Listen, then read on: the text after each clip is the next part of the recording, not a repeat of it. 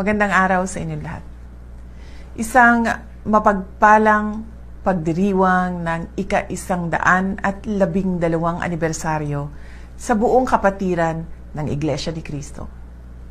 Sa loob ng mahigit isang siglo, ang INC ay nananatiling haligi ng pananampalataya at pagkakaisa sa ating bansa.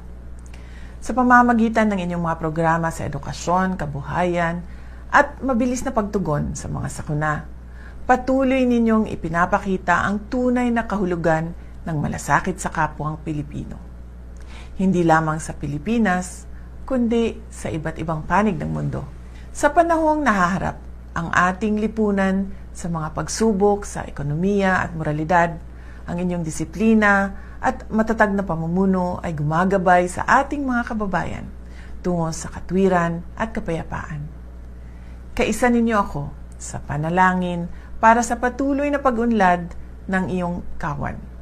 Sa gabay at pamamahala ng inyong kapatid na Eduardo V. Manalo.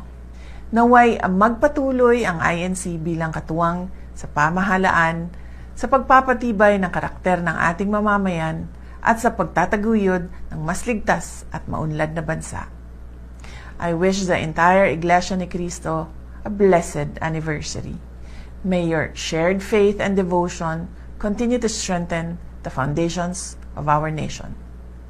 Maligayang anibersaryo! Mga kababayan, mahalin natin ang Pilipinas. Ibalik natin ang tapang at malasakit. Ang lahat ng ating ginagawa ay para sa Diyos, sa bayan at sa bawat pamilyang Pilipino. Syukran.